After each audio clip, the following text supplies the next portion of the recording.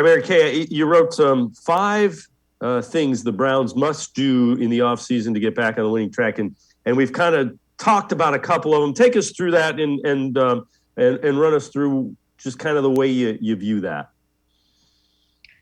Well, the first thing that I wrote in that was that they absolutely 100% have to explore the quarterback situation. And somebody tweeted right after I put that out there, they're like, "Oh, people are going to be mad at the first one that that she has here." But you know what? I mean, that's just reality. I mean, you have to do that. You have to do that, especially when there will be quarterbacks coming available with so many head coaches being hired. So that was number one. And then I said, that they need to address the receiver room. I mean, absolutely 100%. They need at the minimum two new, really good starting caliber receivers. I think Rashard Higgins is going to be gone. Jarvis may or may not be back. They talk about him in glowing terms. I think they really like him. So you can't rule it out, but the money is a little bit of a factor there. So they need to address all of that. And then moving on to the tackle situation.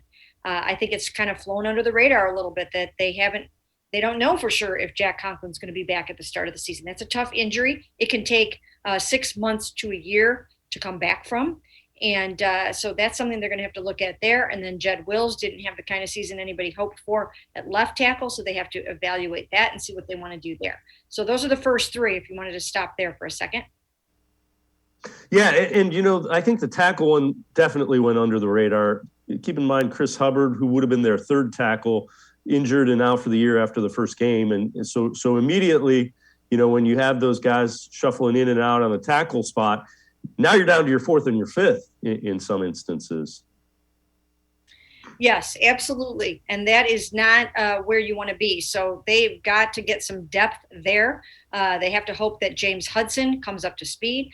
They have to do whatever it takes to get Jed Wills back to playing, some winning left tackle ball.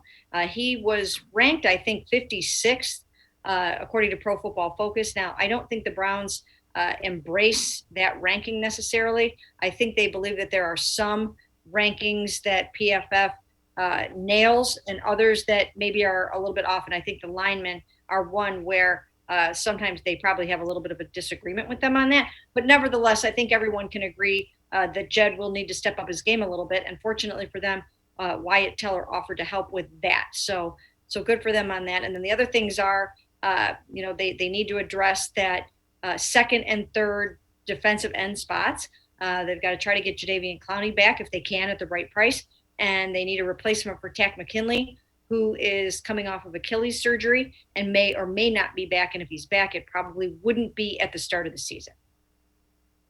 And then the other one was extend Denzel Ward. And I would expect that to happen. He had a really good year. For the most part, stayed healthy, one of the things that you wanted to see. And he really ascended, I believe, into one of that elite cornerback status in the NFL. He really did. He had a lockdown corner kind of a year. He started off a little bit slowly, but then he really picked it up and he played what I thought was the best ball that I have seen him play in a Browns uniform. Now, if I had to do this list all over again, extending Denzel Ward is something that I think is vitally important. But I think I might have put special teams in there, new kicker, some new returners. I debated doing that, but because Denzel Ward, he's a big name and he's such a key part of the football team, I put that in there instead.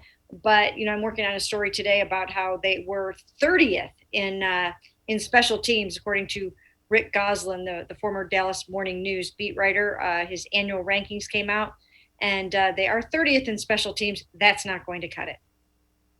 Yeah, and their field goal percentage wasn't good, and their field goal percentage against was really good. So I'm with you. I agree wholeheartedly. The special teams need to be substantially better. Mary